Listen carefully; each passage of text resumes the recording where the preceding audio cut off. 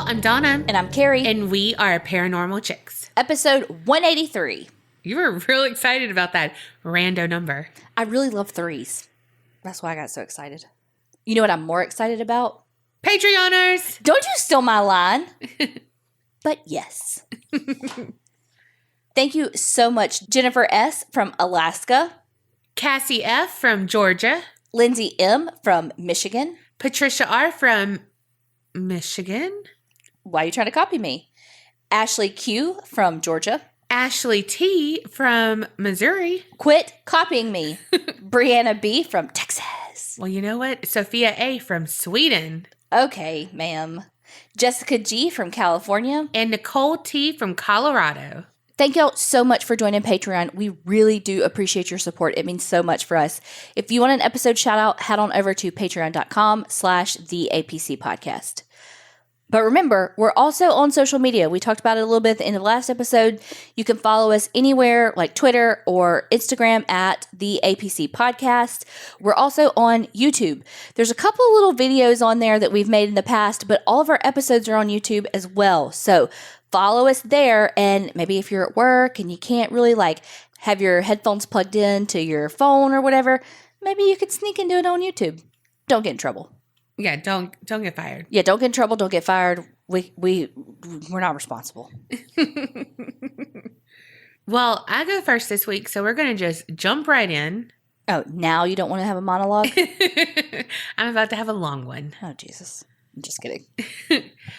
No sense in bringing him into this. Talk about daddy issues. Really old daddy issues.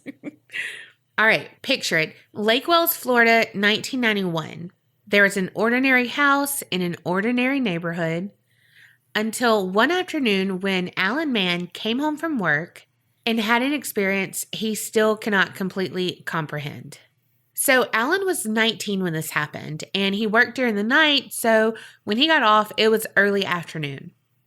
He was home alone, and so he decided to take a nap, which I feel you. Well, it was around 3 p.m., and he was woken up by someone calling his name. He heard a loud whisper of, "Alan, Alan, wake up, Alan." So when he blinked awake, he saw someone standing in the open doorframe. And he was like, why you gotta whisper so creepy? Or as Donna says, creepily? That is a word. Apparently it is, but it's still weird. Well, it was a woman wearing yellow, and he had never seen her before in his life. She turned away from the door when he was becoming fully awake, and then she walked away and disappeared in front of him. Before he could even manage to get 3 steps towards her, she was gone.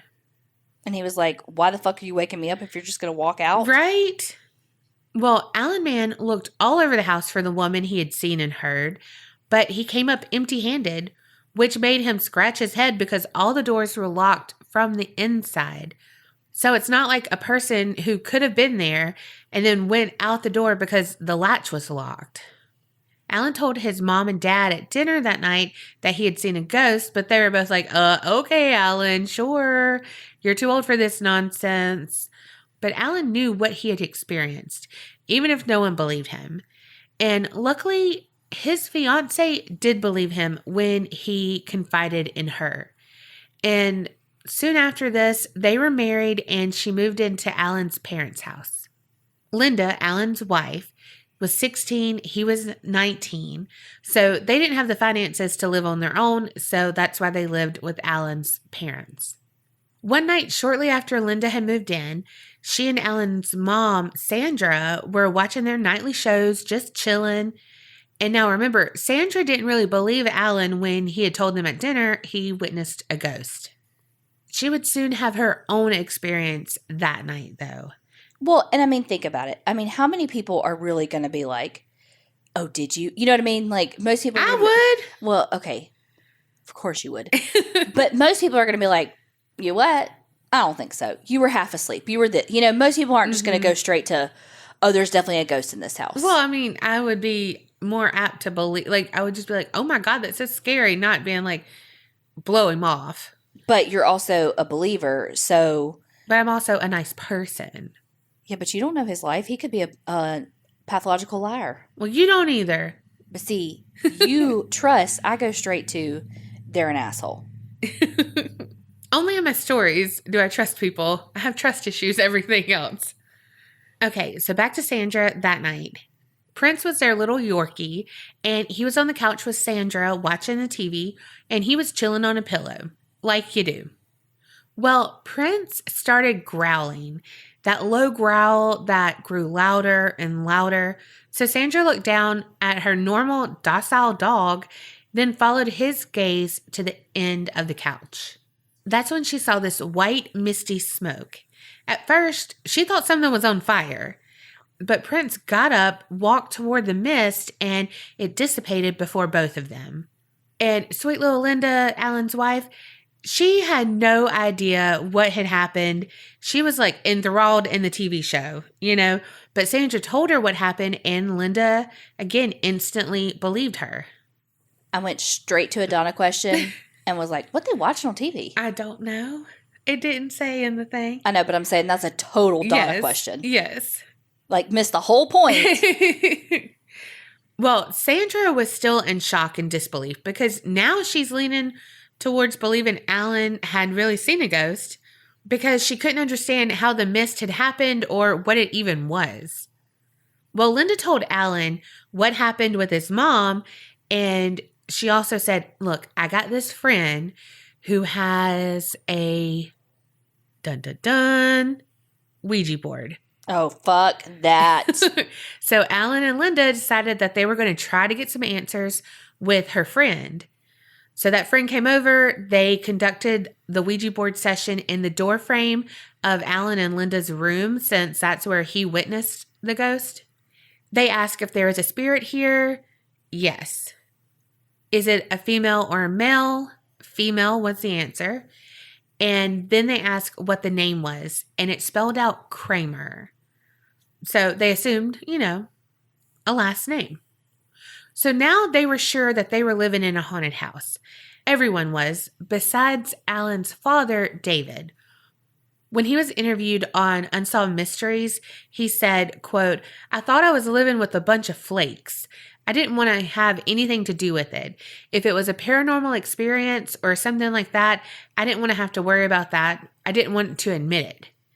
And it cracked me up that he said flakes. I don't know why, but in the show, I cracked up. Like, I was living with a bunch of flakes. Like, yeah, that's weird. What? What year is this again? It happened in 1991. Okay, I remember you saying that now, because I remember the first take when you said it and you squeaked your chair. Yeah.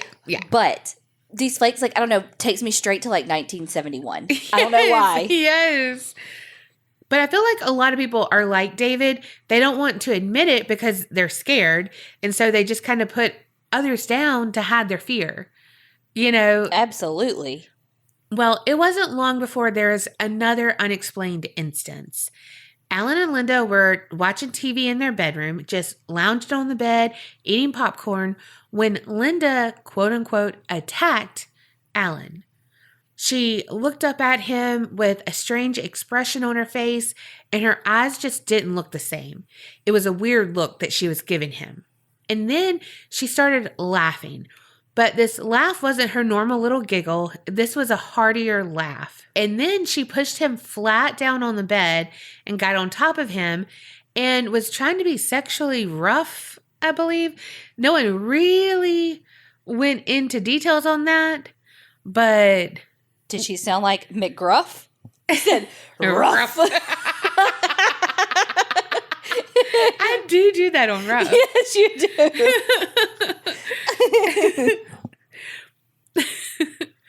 But in the reenactment, it was like she pounced on him, Mm-hmm. But all the while she was doing this, that deep laugh just got to the point of hysterics. Alan's parents heard the laughter and some thuds and stuff coming from Alan's bedroom, and they were like, oh, what's going on in there? Don't want to intrude, but they also need to keep it down, have some respect for us since this is our house. But also, it was like something they had never heard, that laugh. Meanwhile, back in the room, Alan had finally managed to get free a little more, And that just seemed to give Linda more power and to make her more aggressive in her attack. She pinned his arms down now, and the only thing Alan could do was muster up all his strength and push her off of him, which he did. But she just came back, and he pushed again. He ended up pushing her into the wall 3 times, and that made her finally release him. And she curled up next to him on the bed then and put her head on his shoulders and just picked up the conversation that they were having earlier like nothing had happened. And Alan was like, the fuck just happened? And Linda was so confused. She didn't have any recollection of that fight or attack or whatever. But what it seemed that they were leaning toward is believing that it was a succubus type of attack. So now the spirit was changing yet again, and it seemed to be becoming more violent. So David, the dad, really didn't know what the heck was going on and wasn't fully convinced it was paranormal yet, but he knew he wanted to protect his family.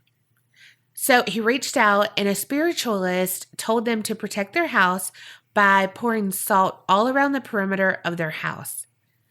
I just have to say, Robert Stack was like, a lot of plants were injured, like da-da-da-da-da. But like basically it didn't work. You know what I mean? Yeah. No, it wasn't plants. It was snails. A lot of snails were like injured, da-da-da-da-da. Oh my God. I was like, did he just say that? Like, oh my God. Like Robert Stack. Yeah. Oh gosh. I love Unsolved Mysteries. But they all ended up keeping bags of salt under their beds because they felt safe that way. They also tried a home exorcism, like a DIY kind of thing. And for a few days, things seemed to be more calm. However, as time went on, the house began to have an oppressive feel. The air was just so heavy, and all of the Manns would randomly get really bad headaches. All the what? The Manns. That's her last name. Oh, I was like, thought you just didn't know what plural of men, like men. I was like, No. All the what? Like, I thought you Yeah. pulled a Kerri. So all the Manns would randomly get bad headaches. And there was a stench that seemed to appear and disappear randomly. Also, they would have cold spots in different parts of the house for no reason. Sandra said that every time they tried something, the house would feel lighter for a few days, but then it's like the entity and the haunting would come back with vengeance and be so much stronger than before. And honestly, I felt that so in my core because that's me on medicine for, like, my dermatologist will give me stuff and it's like, this is amazing for most 2 weeks. And then it's like, it breaks me out. And I'm like, wait, you were working. What's going on? Any medication. And I got a lot of doctors and they all will tell you the same thing. It'll work for about 2 weeks. Then we have to try something different. Your body is different. It really is. Well, one night, David was alone in the house with Sandra, and he got up to go down the hall for something, maybe to the bathroom. I don't know. Well, all of a sudden, there was that odor again, and David just stopped right there in the hall. He was tired of the torment that he couldn't explain. He straight up said, Sandra, tell Isabella to leave me alone. I don't want to have anything to do with her. Nothing. I'm sick and tired of everything. And Sandra was like, wait, hold up. How the fuck do you know the name's Isabella? And David was like, what? Oh, it was just like a voice in my head and it said Isabella. And I didn't think anything of it. It just was his inner monologue knew the name. So that's where they got the name Isabella Kramer from. Another thing that started to happen was that some strange disembodied voices started to torment them around the house. It would be like a slew of people just muttering about something, all of them quietly talking at once. On Unsolved Mysteries, it sounded as if it were like a Gregorian chant or something, like that the monks would have in the monasteries and like just that low hum kind of music. Mm-hmm. Like that, because that's how low it was, but so it was just so much chatter that it made, I don't know. But there was one voice louder than the rest. Even though you couldn't make out what was being said, you could hear that that voice was a female's voice, which fit with the whole Isabella and Lady in Yellow that Alan saw. At this point, Linda was too scared to stay in the house, and so she and Alan moved out. They were packing up the room, and Linda had some spitfire to her, and she started cussing the spirit out and just saying how sick she was of everything. And like, you're the reason we're leaving this house, blah, blah, blah, blah, blah, just cussing her out.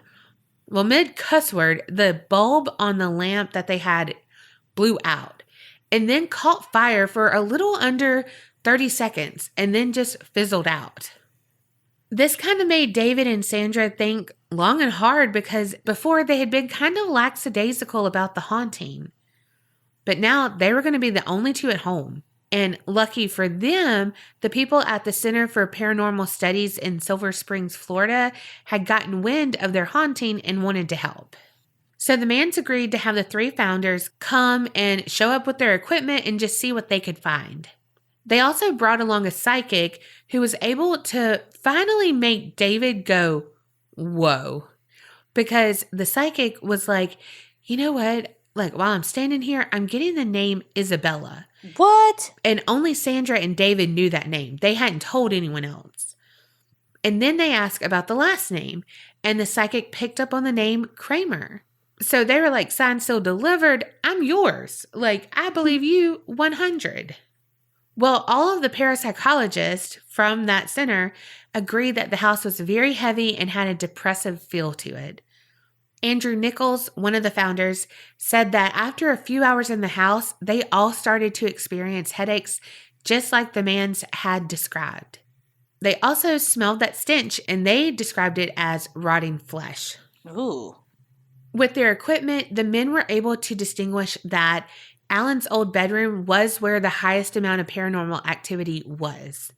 The EMF meter was spiking huge numbers, and so Andrew decided, hey, I'm going to take 2 Polaroid pictures just to see if they could see anything because that EMF was so high. One came out fine, but the other had a small white figure, like in the foreground. It was unclear what or who it was, but it did look humanoid. And when Sandra saw it, she was like, that's what I saw on the couch. Well, fast forward 2 months, and the Manns had a local minister come out to bless the house, and that seemed to quiet the haunting down.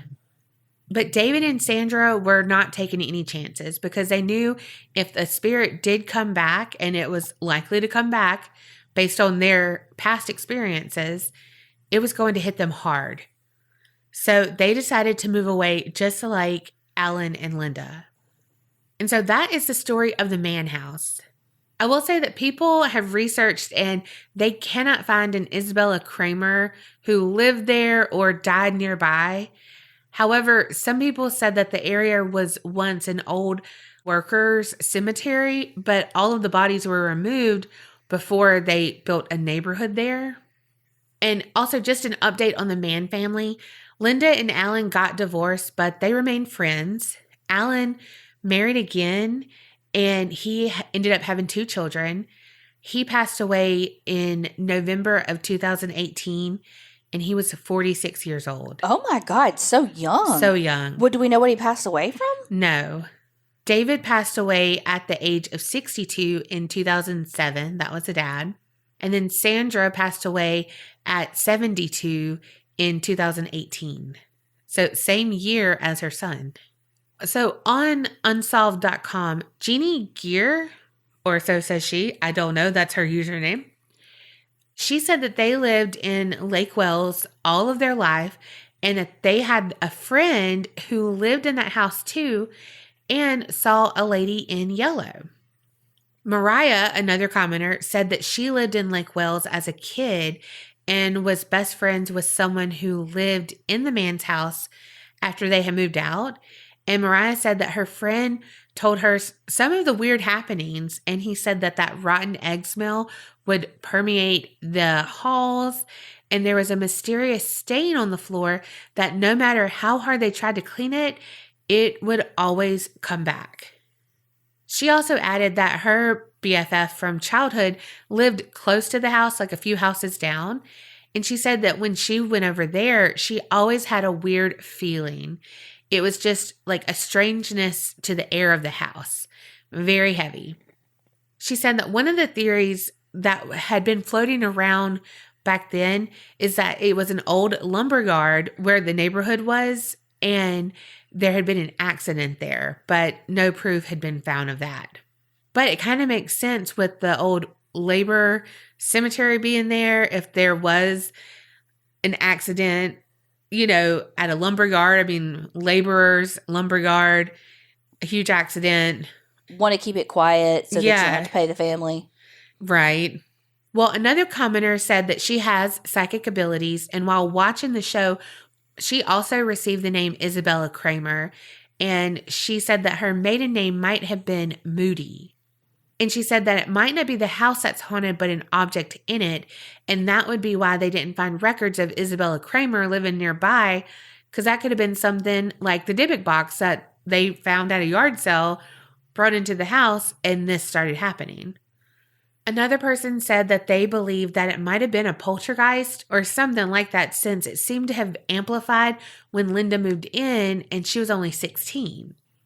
And then other people say that maybe Linda got possessed when using the Ouija board, since it seemed to respond to her more. And then she had that attack episode right after they did that session and stuff. And so, again, just kind of throwing that out. But also, some people said it kind of sounds like carbon monoxide poisoning, like with the headaches and that heaviness and stuff. So it might not be paranormal at all. Or those two might not be related. So that really is all I have on the Mann House of Lake Wells, Florida. It was short, but I was surprised that the parents moved out. So many times people stay in their house for so long. Right. But these people were like, you know what? Gotta go. Yeah, this is too much. I'm not about that life. Mm-hmm. I can't be dealing with no damn ghosts.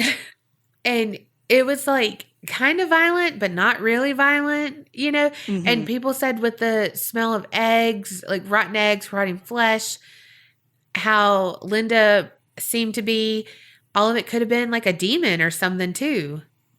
Yeah. But I feel like a demon, that would have been like a baby demon, because it just seemed to not be as disruptive and harsh as a demon would normally be. But maybe they didn't give the entity or demon enough reaction or enough, whatever that they could feed off of. Like they couldn't get them to like have arguments or, whatever. Mm-hmm. So they couldn't feed off their energy like, they normally would to gain that strength. But the carbon monoxide poisoning makes total sense. Mm-hmm. However, if it was though, really, how do you explain the smell? I don't know. Because, like, it's not like it's whatever that thing is that smells like sulfur so that you know it's coming out. Like, it's not...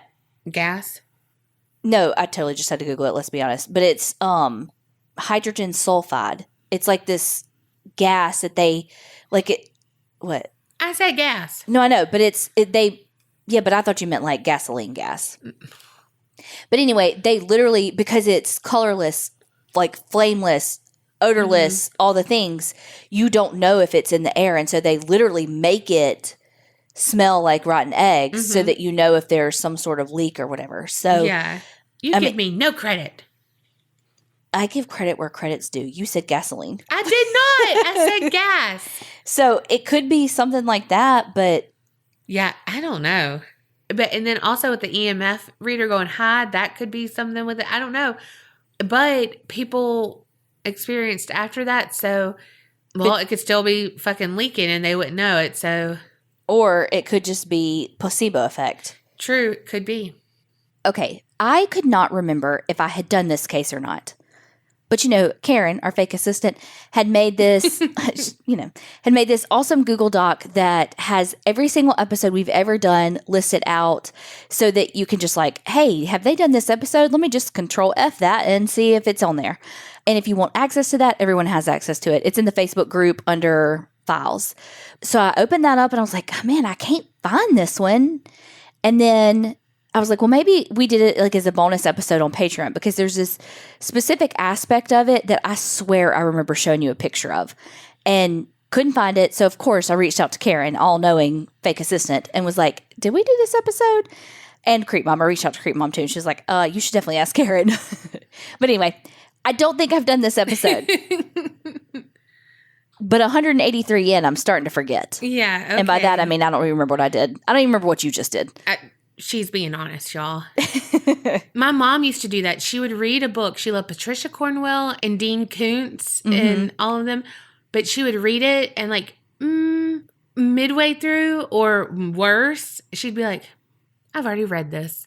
But she'd be enthralled in it again. I'm like, I wish I could forget what I've read so I could reread what I really loved, you know? But yeah. I can't.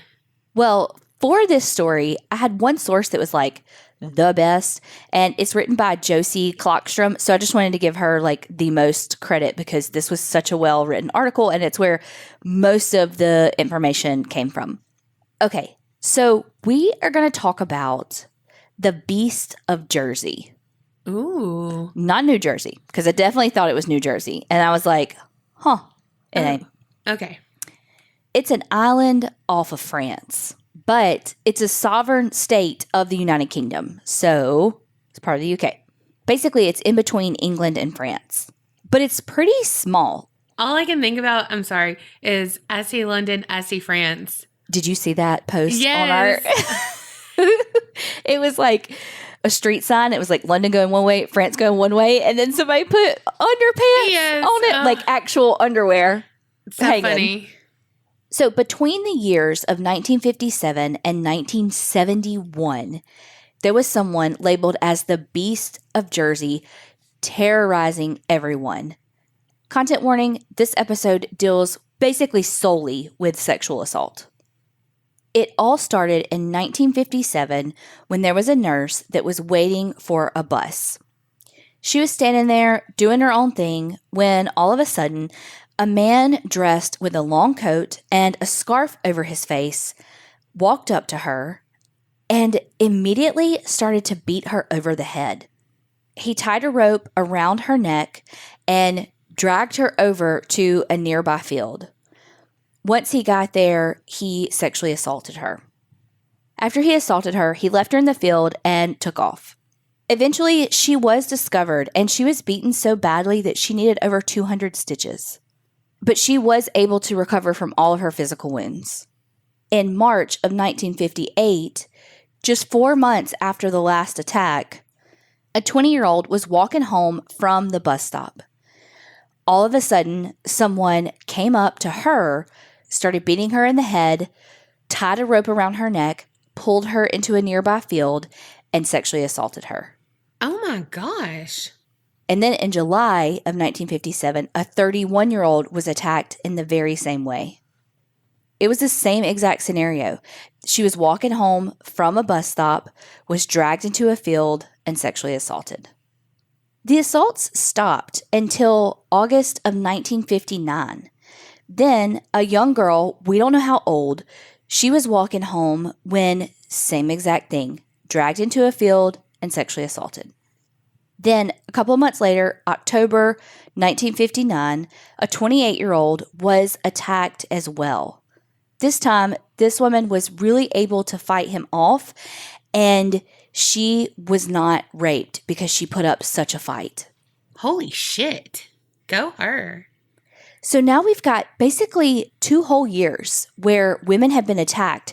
Sometimes there was a longer cooling off period, but for the most part, it was just a few months. And how scary. It's random, like from behind. Just walking from your bus stop, which is what you have to do. Mm-hmm. Police knew that they had one person on their hands that was doing all of these crimes. They also knew that the women were giving basically the exact same statements. They all said that the man was around 5'5", 5'6", and in his mid-40s. They also said that he had an Irish accent, but they could tell that it was fake. So like how when you do accents? Pretty much, yeah. Okay. I really think it's interesting that this person used a fake Irish accent. You know, try to think back Obviously, this is a little island off of the coast of England and France. It's nothing like America was in this time. But when you look at immigration and that sort of thing, it seems like this person really picked the accent of a population that they thought was the most vulnerable to being believed that they were the ones doing the attacking. Like he was like, oh, they'll hate an Irish dude. Let me do his accent, Mm-hmm. I just think it speaks to how Irish people were treated. Maybe I'm wrong, but I feel like I remember stuff about, like in New Orleans, how the median is called neutral ground. And of course, I cannot even remember who it was, but it was like the Irish lived on one side of the street, the Italians lived on another side of the street. I may be making up who it was on each side of the street, and they hated each other. But the kids were allowed to play in the median together and that was considered neutral ground from the two sides of the street. Like nobody owned it. Nobody was in charge. Nobody could get mad at their kids for playing there. It was a neutral ground. And that's why that's what medians are called there. So, that kind of thing. Yeah. Okay, so aside from his height, his age, the fake accent, there was one detail that all of the women described. And they said that he smelled musty. Ew. Well, then in 1960, something changed. It stopped being women walking home from the bus stop that were being attacked. In February, like I said, of 1960, there was this 12-year-old boy, and he was at his house asleep in his bed when all of a sudden he was woken up and someone was tying a rope around his neck. But same thing like before, the boy was taken out of his house and into a field that was nearby, and he was assaulted. So, of course, police are like, what? But the boy told them the same stuff. He said that the man was wearing a mask, just like before, that he had a face covering. He said that he woke up, he's standing at the foot of his bed, and he's holding a flashlight in his face so that he can't see. But here's the difference, though. With the boy, instead of just leaving him in the field, he actually took him back to his house. So that's the first time? Yeah, he broke into someone's house, took them out to a field, attacked them, and then took them back home. So that one was completely different, but they knew it was the same person based on the descriptions. Well, then the very next month, a woman was walking home and it was raining, and someone pulled up and said, hey, do you need a ride? He said, I'm a doctor. I'm on my way to pick up my wife. And where are you going? I can give you a lift. So, of course, he put her at ease because, okay, he's on his way to get his wife, so he's not studying me. And, oh, he's a doctor. Mm-hmm. So she agreed, and she got in the car. It wasn't until she was in the car that she realized, wait, he's wearing this huge coat. He's got on a hat. I can't see his face. And he's wearing gloves. And it was right then that she knew she made a mistake. Fuck. He drove off to what I imagine is a field, but everything just said like a secluded area, where he beat her, punching her in the face. All of this like punching and tying her hands back is still in the car. What? And then once he gets her all tied up, he takes her out of the car into the field and sexually assaults her. Then he puts her back in the car. So I don't know where he was going to take her, but he gets her back in the car and they drive off. She realizes that this is her chance. Like if she's going to get away, because God only knows where he's taken her, but she realizes this is her only chance. And so she jumps out of this car, and it's like while it's moving. Oh my gosh. Like fucking action movie jumps out of a moving car. Once she jumps out, though, I don't know if it spooked him. He doesn't check up. He just speeds away and leaves her there. A couple weeks later, still in March, there's this 43-year-old woman. She's at her house with her 14-year-old daughter. They're asleep in their house when the mom is woken up because someone calls the phone downstairs. A house with one phone. It's ringing. Let me schlep down the stairs. Go get the phone. She picks up the phone. It's ringing. Hello. And there's no one there. But all of a sudden she hears a click in the dial tone. So she's like, that's weird. Okay. Hangs up, goes to bed because she's like, I have wrong number, whatever. So she's upstairs, back asleep, when she's woken up again. And this time, it's because she hears this noise downstairs. So she's like, what the fuck is this? Goes downstairs, turns on the light because she's like, what the fuck? I'm fumbling around in this darkness. Like, let me turn on the lights. Turns on the lights when, as soon as she hit the bottom step, the lights went off. No. So she's like, motherfuck, I am not by myself. You know, aside from my 14-year-old daughter upstairs asleep. She picks up the phone to call police, but the phone lines had been cut.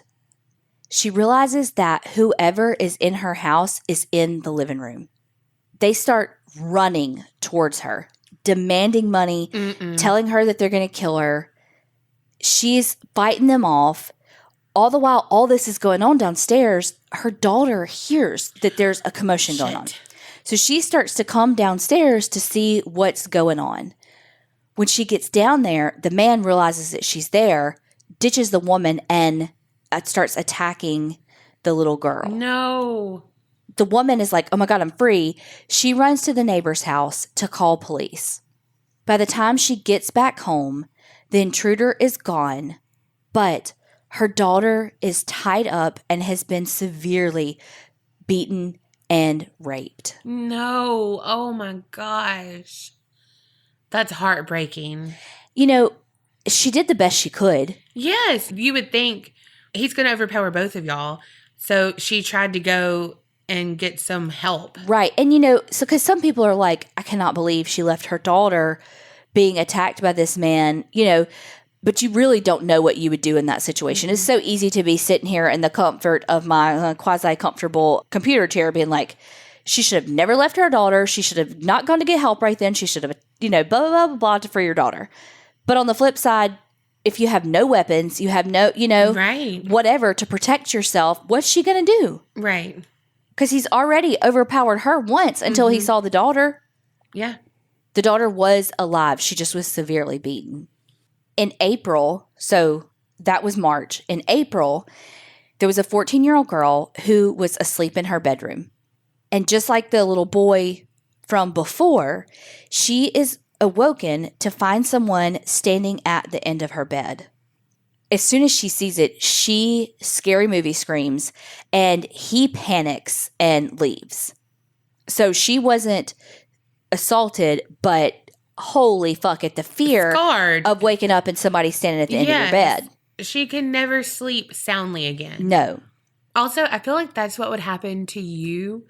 Someone would try to do that to you, but like your scream is that ear piercing and she screams at nothing. So to have an actual intruder at the end of her bed, I can only imagine the octaves that she would reach. I cannot remember what Colby did to me the other day. He scared me somehow. I can't remember how it was. And he got to hear it. He hasn't heard me be that scared yet. Yeah. And he got to hear it and he was like, oh my God. It's ear piercing. It is. It really is. You'd get a random bill and it'd be like, because you made my eardrums bleed. Then in July, an 8-year-old boy was asleep in his bed. 8 years old. He was awoken by a man in his room who tied a rope around his neck and, just like before, took him to a field nearby and raped him. But this time, when the little boy was taken back to his house, he left him on the doorstep. Excuse me? Yes. But, like, could you imagine as a parent, like, opening your door and finding your poor baby, 8-year-old son who's been attacked laying on your doorstep? No. Police are actually doing the best that they can to find this person. They know that it's the same person because it's the exact same MO. It's taking them to a field, tying a rope around their necks. Everything's the same. It's so scary because the victims, they're all different.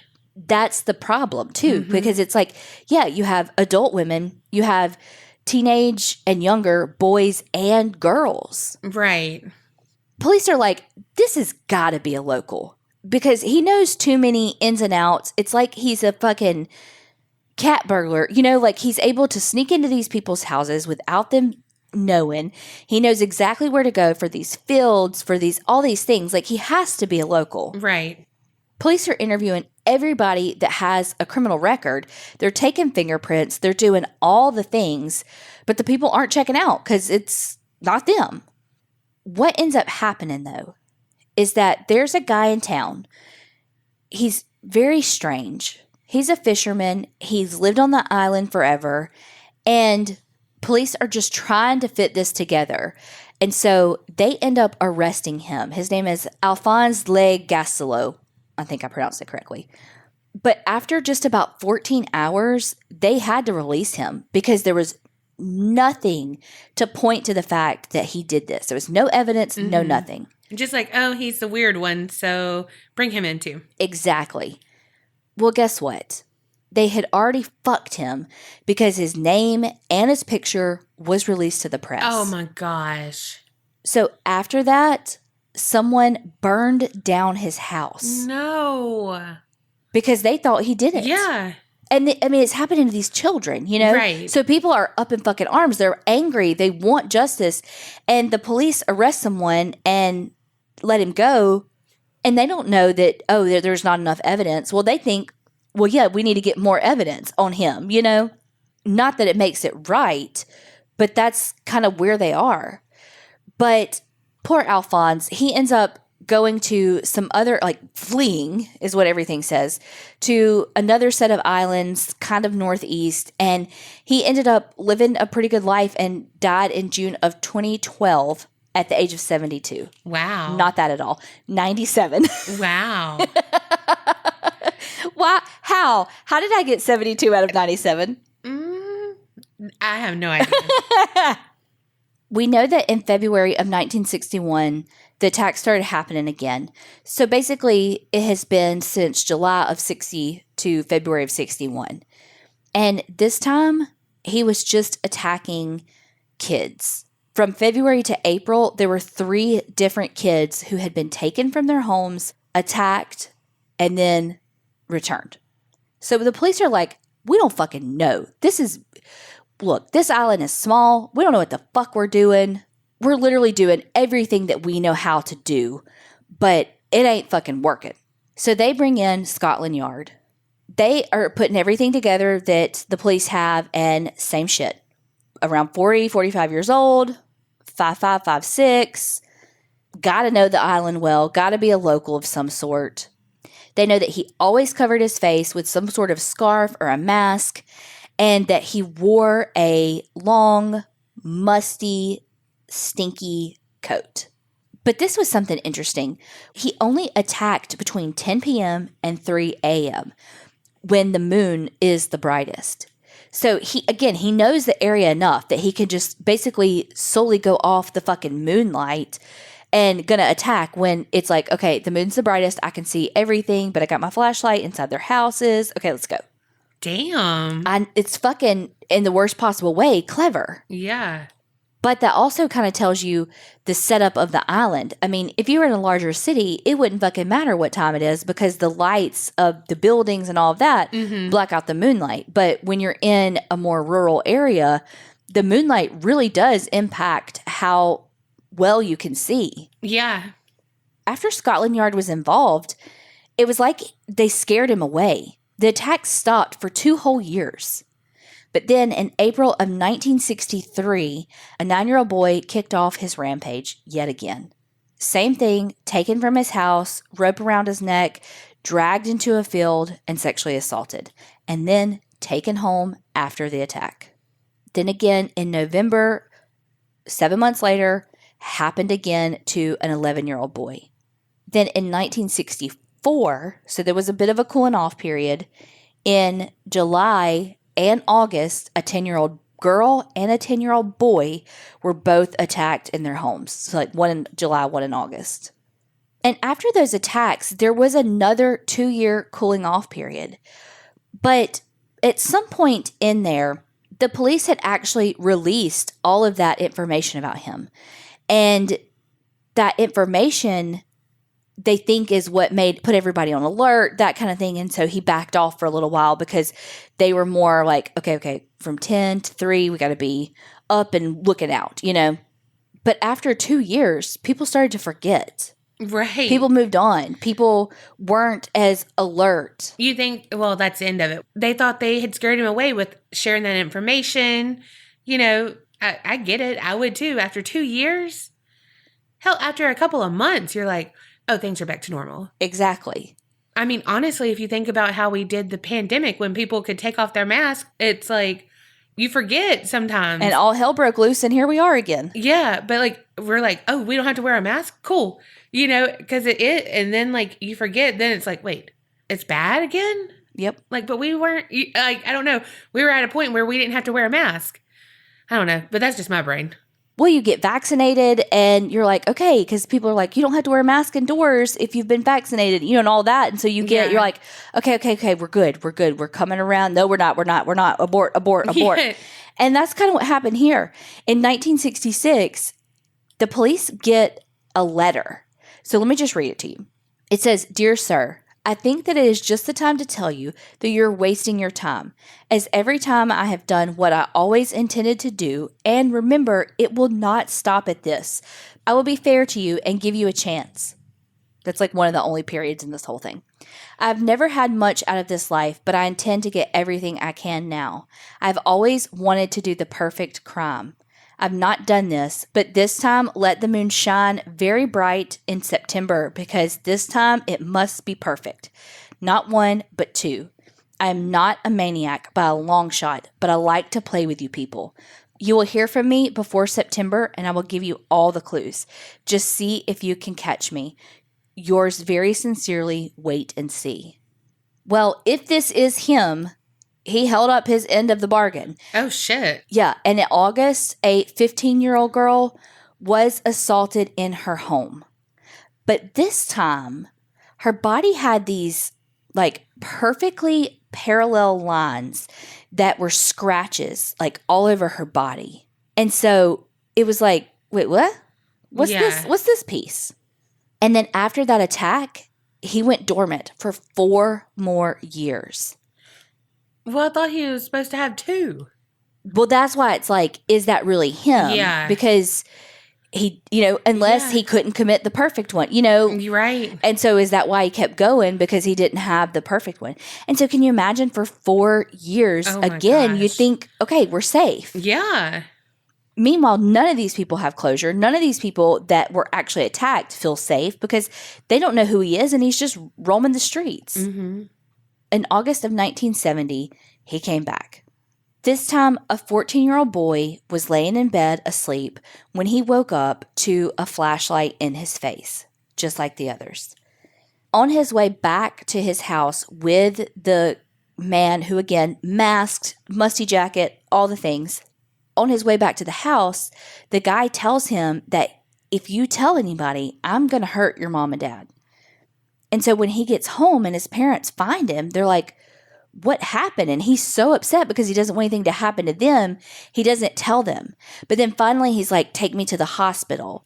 And when he got there, they of course found that he had been sexually assaulted. Gosh. And he had those same parallel scratches on his torso. Mm. And so they were like, okay, well, the scratches thing, that was not released to the public. And it has been 4 years in between these attacks, and we didn't release that information. So this has got to be him, This is just one of those pieces. And this little boy said he had spiky black hair and he was wearing a frightening mask. That's what he said. That is just so, heartbreaking. I know. Well, on July 10th of 1970, there were 2 police officers who were just doing their regular shit on the island. It's about midnight. And they're stopped at this stoplight when all of a sudden this car flies past them at this stoplight. So it runs a red light. So they're like, is that what they sound like in the UK? I don't know. So the officers take chase and they are hauling ass after this guy. And he's driving on the wrong side of the road. He's going up onto sidewalks. And He crashed through some hedges and ends up stopped in this field. Once he gets stopped, he jumps out, straight cops style, and takes off running. So, of course, they chase him and catch up to him, tackle him to the ground, and arrest him. Well, in all of the adrenaline, hustle and bustle of the bust, they weren't paying any attention to him. But when they get him back to the police station, they're like, wait, fuck, he smells musty. Oh my gosh. And when they get like in the bright lights of the station, they're like, what? So this guy has on a long dark coat, very musty smelling, just like all the reports. But this coat, on the shoulders, like where your shoulder pads would be, there are inch-long nails and screws sticking out.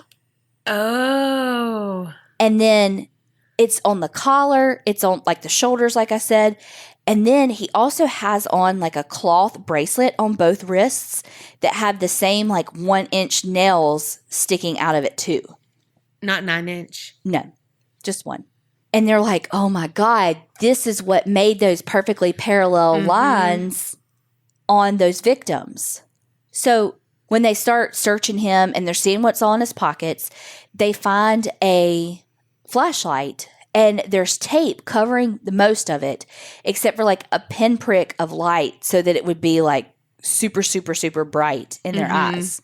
They found 2 pieces of rope, a wool cap, and duct tape. And everybody had said like, well, not everybody, but a lot of people had said a hat, like a wool cap too for him. Then they find a black, spiky, masked wig. So who the fuck is he? Well, he's 46-year-old Edward Paynell. Now, there's not much known about Edward's childhood, but we do know that he had he didn't technically have a criminal record, but he was arrested one time for like a whole month during World War II. But it was very like Robin Hood of him because so the Germans had been taken over the island and he stole food to feed the kids on the island. So it was like, yeah, he was imprisoned for a month for stealing, but he was like very Robin Hood-esque where he's stealing to feed the kids of the island during World War II. The same kids that he would sexually assault later. Right. What we do know about him, though, is that he was married to a woman named Joan, and I think she had 2 kids before the marriage, and then they had one themselves. Well, she owned a, like, children's home. Oh, gosh. But he was, like, well known there. Like, all the kids called him Uncle Ted. Like, I think he went by the name Ted, but all the kids called him Uncle Ted. How is Ted? I don't know. He has a very long name. He has, like, 4 names in his name. Oh, okay. But I don't think any of them are even close to 10. Oh, good. And then he, like, at Christmas, he would go and play Santa Claus for these kids. Well, duh. He wanted them come to sit on his lap. Yes, exactly. Now, let me back up. Some stuff says that his wife worked there, but most things say that she owned it. But for all intents and purposes, his marriage was normal from what Joan thought. So when police are like, what are you doing? Like, what the fuck are you wearing? And why are you going so fast? He says, oh, I was going to an orgy and I just didn't want to be recognized. Okay. Because did I mention he was also in a stolen car? Oh, no. And he said, oh, well, I borrowed that from somebody because, he's like prominent in the town and he didn't want anybody to recognize him going to this fucking orgy. Okay, sir. And they're like, what you got these nails on you for? He wanted to get nailed. Duh. Orgy. Okay. No, not that. He said that it was just in case someone who knows martial arts, if they attacked him, he had to be ready. Oddly specific, but okay. Well, when they're like, okay, whatevs. But what about this fucking mask? He's like, I don't want to talk about that. And they're like, okay. So they keep him in custody and they go to his house. When they search his house, they find this room, like behind his room, that basically he had built. And Joan, one thing said it was like an area that Joan couldn't go to. One thing said that Joan like had no idea that it was even there. But it was basically this secret locked room that only he was allowed into. And when police walked in there, they were like, oh my God, it smells so fucking musty. I'm never going to want to know what must smells like. You know what I'm talking about? Yeah. Like, I thought not mothballs, but like I just picture like clothes that have been like damp and in an attic for a long, long time. Yeah. You know? They find all this old clothing. They find wigs. They find fake eyebrows. I can't. Well, they also find that there's a camera and some photographs of a ton of houses on the island. And basically what they surmise from that is that he had been planning these attacks on these people for years. Wow. And so that's how he was able to get into these houses undetected, because he kind of knew their routines. And that's what makes me wonder, like the lady with the 14-year-old that she went to get help, was his whole purpose the 14-year-old? And she was the one down there. And so that's why he attacked her physically, but didn't sexually assault her. Right. And then when the daughter came down, it's like, oh, well, I want her anyway, so let me just get her. But also, why did he go through all the theatrics of turning the lights off, cutting the phone line, all of that? Because that was the only house that he did that, unless he wanted them both. Yeah. Because if that was him in the letter, he did say he hasn't been able to commit the perfect crime. And if 2 people is his perfect, that may have been his chance. Yeah. There's some stuff where they found like a shrine to Satan and a bunch of like occult type stuff. And there was I forgot who it was. Y'all are going to be like screaming at me because I don't remember who it is. But it's like this like 15th or 16th century French guy who was like a quote unquote devil worshiper that would like lead kids to his house to kill them as sacrifices for Satan. And so apparently Edward/Ted really like looked up to him. So that's a little bit on the occult stuff, but whatever.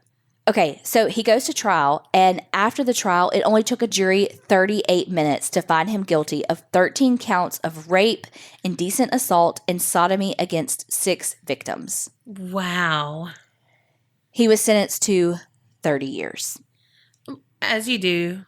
I think that might have been the most he could get. You know, other countries just have different. Usually it is the max that they can get. It's just not what we're used to. Right. Well, and again, when you have that many victims, like you would think that the number could go higher just based on the victims, you know? Right. 10 years per victim. You know what I mean? At least that, but it's not. Well, in 1991, after 20 years of good behavior, he was released. Are you fucking kidding me? So he gets back out and he's in Jersey and everybody is like, fuck you, and basically ran him out of town. Good. So he ended up moving to the Isle of Wight and died 3 years later from a heart attack. Wow. He better be glad that they didn't kill him then, like brutally kill him, because he was preying on them, but also their kids. Okay, so there was this thing after, like in 2007. It was called Operation Rectangle. And Haute de la Garenne, I don't know, I suck at French. So I think this is the house that was for it was for foster care kids. And I want to say this is the one that he did the Santa stuff at. But there was this inquiry basically into allegations of child abuse. Well, they ended up finding like shackles in the dirt that were like attached to the walls at this place. And apparently like kids had been abused by staff for a long time. And again, they thought that Edward Paynell was part of it. But as it went further, police were like, no, he wasn't. He wasn't actually involved. But they found some teeth and all in the basement too. So they thought like there were some bodies and all down there. Oh my gosh. But from what I found on a totally separate article, there weren't actually like bones of what would have been like current kids there. Like it may have been like buried kids, like, you know, buried bodies, buried bones or whatever from a long time ago. Yeah. So he only was charged with 13 people, but of course they think that there may have been way more that never came forward. And like, why did he just randomly start when he did? You know, were there people before that? I don't know. And then also, how many kids had he been grooming? Oh, gosh. You know? Yeah. In 1975, his wife, Joan, wrote a book called The Beasts of Jersey. And it was talking about just his crimes and all of that. Yeah. Okay. You want to see the mask? Yes. Oh, fuck. Now that looks like it would smell musty. So this is what he looked like. Okay, so this is that mask is scary as fuck. I know. This is a police officer wearing like one of the masks and like his, like you can see the bracelets because like he would wear his pants like tucked into his boots too. So that, could you imagine that? Y'all got to look this up so that you can get the full, like, can you imagine? Terrifying. That standing over you. You're an 8-year-old, a 10-year-old, a 12, 13-year-old, and you wake up and that is standing at the end of your fucking bed. No. That changes, like, it doesn't change everything, but it changes everything. Yeah, that of is the level terrifying. of scary. That is one of the most terrifying masks I've ever seen in my life. Yes, and just that whole get up, like, we will have the pictures on our website for sure, because if I have to see them, y'all have to see them. It is disturbing. I'm sorry, she just showed another one, and it's disturbing. It's almost like he's wearing a mask that's like melting and peeling off. Yes, I was going to say he's freaking Leatherface almost. Yes, that's what a lot of people compare it to. Meets Ed Gein. Yeah. Don't like it at all. Yeah. I mean, it's scary enough, someone coming into your house, but when you see that mask, it puts a whole new level of terrifying on it. Yes. Holy Hannah Montana, that was, no. Well, and he actually never ended up committing murder. It was, not to say just, because these are fucking that we terrible. know of. Yeah, but it was really just this long, I mean, like 10-year string of he's a serial rapist. Mm-hmm. Well, he probably got off on the fact that they had to live with that daily. Oh, and yes, that was it too, because he didn't talk. he didn't talk much to police. He talked to his fucking victims. Like he just like talked and talked. Like they were like, shut the fuck up. I mean, like when he was assaulting them, he would not shut the fuck up. But that was what eventually because he had an appeal that was declined, and then he kind of talked a little bit after that. But that's basically all he would say. Like his get up was designed to inflict the most fear possible. Oh, mission fucking accomplished. Yes, that's terrifying. I hate him. Oh, he's awful. So is that mask. Yeah, like they never need to sell that for Halloween because that's fucking terrifying. Mm-hmm. You know, your story happened the same year that my guy got out of jail. That's wild. Also, I really thought that the story was in New Jersey. And when I started looking at like all the bus stops and stuff that I didn't even say the names because I don't fucking know how to say them. I was like, that's nope. I felt like such a dumb American being like, of course it's New Jersey. Right. What is this island? Dumbass. Wow. Well, thanks for, like, mine was a fucking paranormal story, but those pictures you shared, scarier than anything that I even talked about. Like, oh. And also, I don't know what they look like in color, but in black and white, terrifying.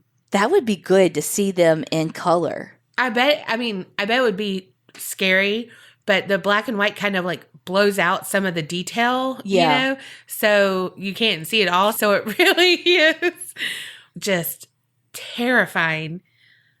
Well, we hope you enjoyed these stories. We always want to hear your feedback.